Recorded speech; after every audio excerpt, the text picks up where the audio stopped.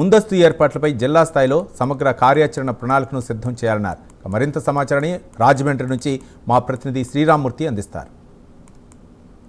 మరొక 12 నెలలే గడువు ఉన్న సమయం ఉంది. అయితే ఈ నేపథ్యంలో గోదావరి పుష్కరాల మీద దపదపాలుగా సమీక్షా సమావేశాలు కొనసాగుతున్నాయి. అయితే తాజాగా ఏదైతే గోదావరి పుష్కరాలకు వచ్చే భక్తులకు వసతులు కల్పించే విషయం ప్రధానంగా తీసుకుని ఇక్కడ సమీక్షలు నిర్వహిస్తున్న పరిస్థితి కూడా అధికారులు చేస్తున్నారు. ముఖ్యంగా జిల్లా కలెక్టర్ కీర్తి చేకూరి నేతృత్వంలో ఇక్కడ ప్రధానంగా ఆర్టీసీ, రవాణా శాఖ, వైద్య ఆరోగ్య శాఖకు సంబంధించి రివ్యూని నిర్వహించారు. ఇక్కడ ఏ విధంగా ట్రాఫిక్ క్రమబద్ధీకరణ ఉండాలి, బస్సులు ఏ విధంగా నడపాలి, 2015లో ఎన్ని బస్సులు నడిపారు, ఇప్పుడు ప్రస్తుతం ఏ విధంగా యాత్రికులు వస్తుంటారు, దానికి అనుగుణంగా బస్సు సౌకర్యాలు ఎలాగ ఉండాలి, అలాగే ఘాట్లలో ఏ విధంగా చర్యలు తీసుకోవాలి, ఇక్కడ ఘాట్లలో వైద్య ఆరోగ్య శాఖకు సంబంధించి యాత్రికులకి ఏదైనా అసౌకర్యం కలిగితే ఏ విధంగా ట్రీట్మెంట్ అందించడానికి శిబిరాలు ఏర్పాటు చేయాలనే అంశాల మీద రివ్యూ నిర్వహించారు. దీంతో ప్రధానమైన ఇది గోదావరి పుష్కరాల్లో ఒక కార్యాచరణ సమగ్రంగా ఉండాలని చెప్పేసి వివిధ శాఖల అధికారులకు కూడా ఆదేశించిన పరిస్థితి ఉంది. ఈ నేపథ్యంలో మనం చూసినట్లయితే రాజమండ్రిలో గోదావరి పుష్కరాలకి సంబంధించి ఇప్పటికే ఘాట్లు ముస్తాబు అవుతున్నాయి. అంటే ఇది ప్రధానంగా చూసినట్లయితే మనం రాజమండ్రి పుష్కర్ ఘాట్లో ఉన్నాం. ఈ పుష్కర్ ఘాట్లో పనులు ఒకవైపు నడుస్తున్నాయి. ఇది అఖండ గోదావరి ప్రాజెక్టులో ఈ పుష్కర్ ఘాట్ అభివృద్ధి పనులు జరుగుతూ ఉన్నాయి. అయితే మిగిలిన ఘాట్లలో ఇంకా ఎలాంటి పనులు మొదలు కాలేదు.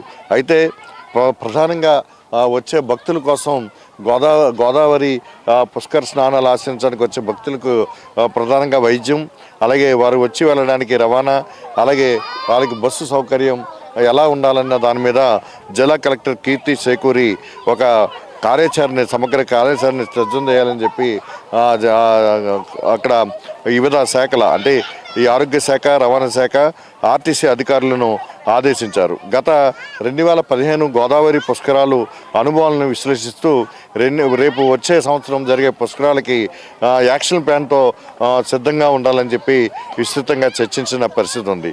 పుష్కర యాత్రికులకు మెరుగైన సేవలు అందించడమే వైద్య ఆరోగ్య శాఖ, రవాణా శాఖ, ఆర్టీసీ సంస్థలు అత్యంత కీలక పాత్ర పోషించాలని చెప్పి కూడా కలెక్టర్ పేర్కొన్నారు.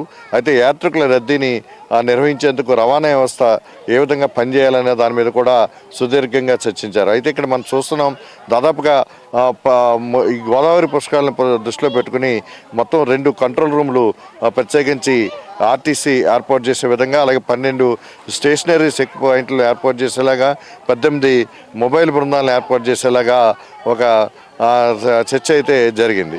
అదేవిధంగా 3 షిఫ్ట్లలో వైద్య ఆరోగ్య సిబ్బంది మొత్తం ఈ 18 మొబైల్ బృందాలతో పాటు 108 మంది సిబ్బందిని వినియోగించి 3 షిఫ్ట్లలో ఒక కార్యాచరణ కూడా సిద్ధం చేయాలని చెప్పి కూడా కలెక్టర్ ఆదేశాలు ఇచ్చారు. అదేవిధంగా బస్సులు ఏ విధంగా ఇక్కడ నుంచి ఏదైతే బస్ స్టాప్లు ఏదైతే సిటీ పుష్కర్ నగర్లో ఏర్పాటు చేస్తామో అక్కడి నుంచి సమీప దగ్గర ప్రాంతాలకు వెళ్ళడానికి ప్రోటోకాల్ కార్లు కానీ, అలాగే మినీ వాహనాలు కానీ, అలాగే మొత్తం ఇవన్నీ కూడా ఎట్లా ఉండాలని కూడా చర్చించారు. అలాగే విఐపి సందర్శకులు సమయంలో ఉచితంగా ఏ విధంగా వారిని అక్కడ చేర్చాలి, ఆ రూట్ మ్యాప్ను కూడా ఎట్లా ఉండాలని కూడా చర్చించారు. అయితే సందర్శకుల సమయంలో ఉచిత రవాణా అంబులెన్స్లకు ప్రాధాన్యత ఇచ్చే విధంగా, అంటే భక్తులు గోదావరి రేవుల నుంచి స్నానం చేసి బయటకు వచ్చిన తర్వాత ఏదైనా అసౌకర్యం గురైతే అంబులెన్స్ ద్వారా ఆసుపత్రికి తరలించడానికి ఏర్పాట్లు ఉండాలి.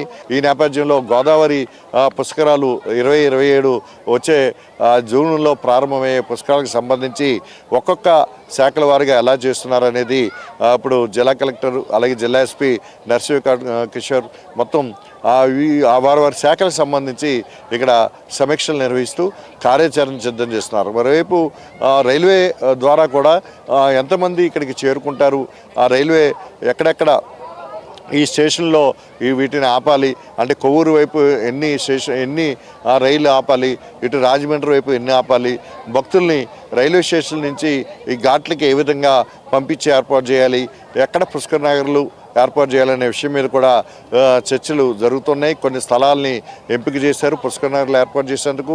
అలాగే కమాండ్ కంట్రోల్ రూమ్ని ఒకటి ఇక్కడ రాజమండ్రి మున్సిపల్ స్టేడియంలో ఏర్పాటు చేసి మొత్తం స్టాఫ్ని అందరినీ కూడా ఈ మున్సిపల్ స్టేడియం నుంచే ఇక్కడ నుంచి డిస్పర్స్ చేసి ప్రతిరోజు కూడా సీసీ కెమెరాల ద్వారా ఇక్కడ కమాండ్ కంట్రోల్ రూమ్ ఏర్పాటు చేసి మొత్తం ఈ మున్సిపల్ స్టేడియం నుంచే పర్యవేక్షణ చేయాలనేది ఒక ప్రాథమిక అంచనాకు వచ్చారు. దీనికి సంబంధించి ఇక్కడ కలెక్టర్ కీర్తి శివకూరి, జిల్లా ఎస్పీ నరసింహ కిషోర్, అలాగే జాయింట్ కలెక్టర్ మేఘా స్వరూప్, అలాగే మున్సిపల్ కమిషనర్ రాహుల్ మీనా మొత్తం ఇక్కడ ఈ మున్సిపల్ స్టేడియంని పరిశీలించి ఈ కమాండ్ కంట్రోల్ రూమ్ ఏర్పాటు చేస్తే ఎట్లా ఉంటుంది, ఏం చేయాలి, ఇక్కడ ఎలాంటి ఏర్పాట్లు చేయాలి, మొత్తం స్టాఫ్ అంతా కూడా వివిధ శాఖలకు సంబంధించిన స్టాఫ్ అంతా కూడా ఇక్కడ అందుబాటులో ఉంటే ఏ విధంగా అత్యవసరాలకి ఇక్కడి నుంచి ఎంప్లాయీస్ని డిప్లాయ్ చేయాలనే దాని మీద కూడా చర్చ జరిగింది.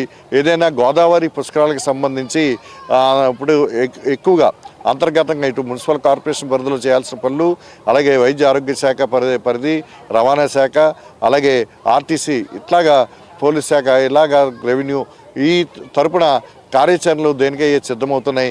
మొత్తానికి చూసినట్లయితే ఇప్పుడు ఈ మూడు ప్రధానంగా వైద్య ఆరోగ్య శాఖ, రవాణా శాఖ, పుష్కర్ నగర్ నుంచి యాత్రికులు ఘాట్లకు చేరుకునే విధానం పట్ల ఇక్కడ సమీక్ష నిర్వహించి కొన్ని సూచనలు అయితే జిల్లా కలెక్టర్ అధికారులకు చేసిన పరిస్థితి ఇక్కడ కనిపిస్తుంది.